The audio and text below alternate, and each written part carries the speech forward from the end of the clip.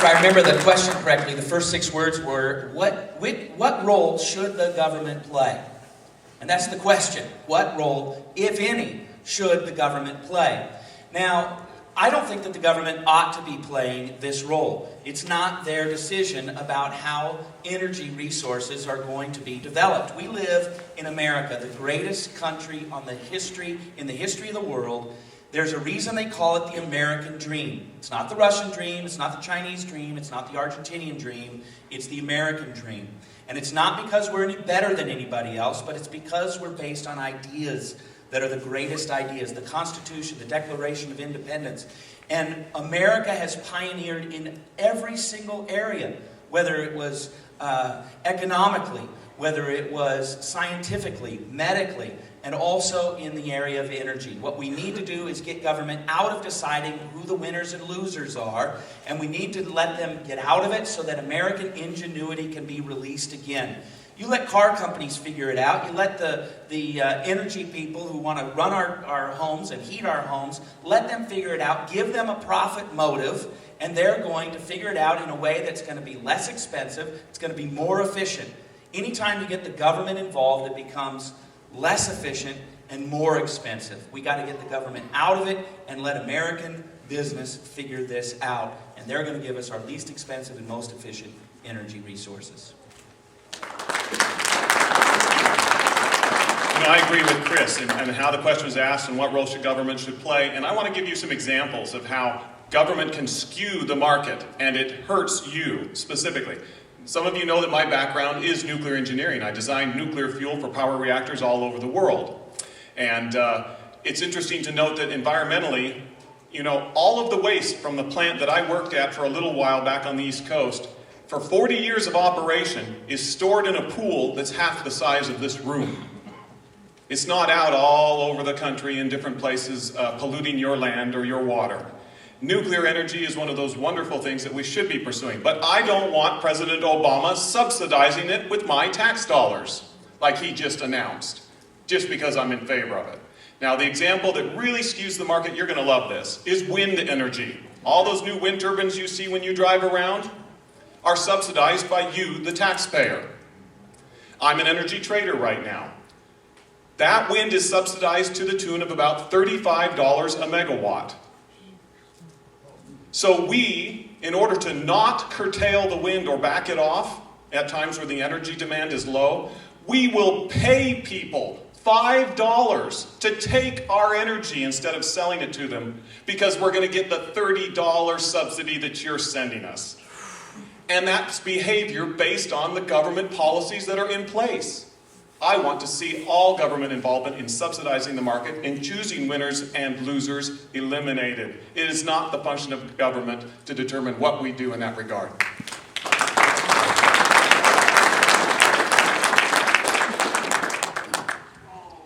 The appropriate role of the government creating green jobs is no role at all. None. The free market should guide us.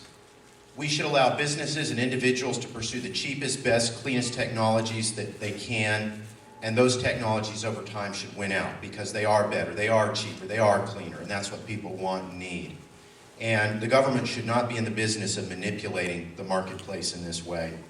Government's good and proper role is to get out of the way, to lower the regulatory burden, which is a barrier to the development and implementation of new energy systems, including nuclear power and others. The government should not manipulate the tax code or give subsidies to its favored pet project or lobby group. It should simply allow the free market to determine which kind of energy is going to be cheapest, cleanest, take up the least amount of land, and be most environmentally friendly. And I think the free market will do that far better than the government will ever do it. So we should use our fossil resources that we have. We should use our natural gas and oil reserves, get the energy now quickly to lower the cost of energy to stimulate our economy. Our economy's hurting and it needs help, and this is one way we could really help the economy and help everyday people have lower prices at the pump, lower bills to heat their home, etc. This would be the right thing. Thank you.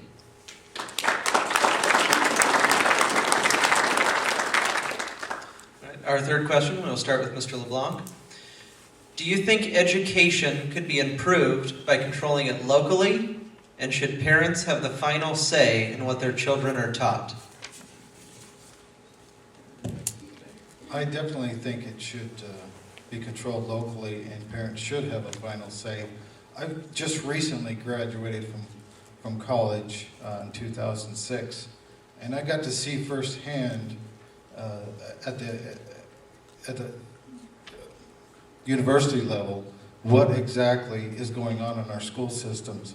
And when you have people dictating from Washington, D.C. how our kids should be taught, what they should be taught, it really frustrates me. It frustrates me to a point where I just get mad because they're taking our history, they're taking our kids from us. They are. I mean, they're brainwashing our kids into believing something that isn't true, and it's so sadistic because it's only for their gain. They don't care about our kids, and that's why we need to play a bigger role in our children's education. Thank you. Absolutely, it would be improved by controlling it locally.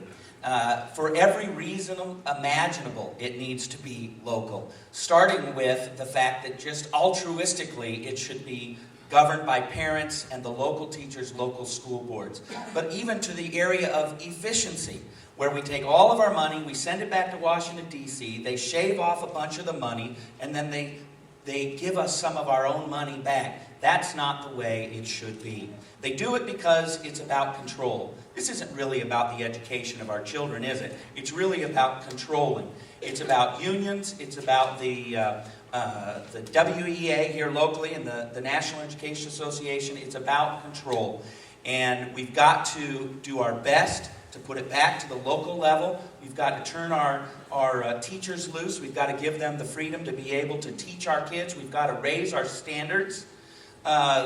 When my children, I've got two still in high school, but when my son first went into high school, you start looking at the rates in which they are passing the WASL.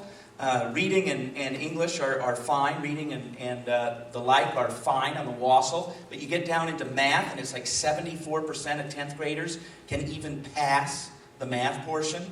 It's 58% when you get into science in my local area in Issaquah. We're graduating kids that don't know the information they need to know to compete, not only locally, but at the national level and internationally. We've got to turn our education back to the local level. Chris just aptly illustrated what was wrong with my example of the $100,000 income. It's inefficient to send anything to Washington, D.C. You send $1 there, you don't get $1 back. So that is exactly the problem. And as far as local education, that's easy for me. I homeschooled my 6 kids. I was publicly schooled, my wife was publicly schooled, but we both chose to homeschool our children. Local control, or even parental control, makes far more sense. Now, not every parent can do that. So many parents do need options to go out and choose where their children would go to school. But the problem is you don't get a choice. It reminds me of a case when I lived back east in New Jersey. There was a case up in the Northeast where a local teachers union was secretly recorded talking about the fact that they had firebombed one of the people who was opposing them in the local area. And they were suing to get that squashed so it couldn't be used in court, that secret recording. It brought new meaning to the idea that teachers' unions are terrorist organizations. But the point being, for our children, we need to consider education not only as education, but as a national security issue as well. You know, my son in 2003 was the Washington State representative for the National Geographic Bee, and he won that year.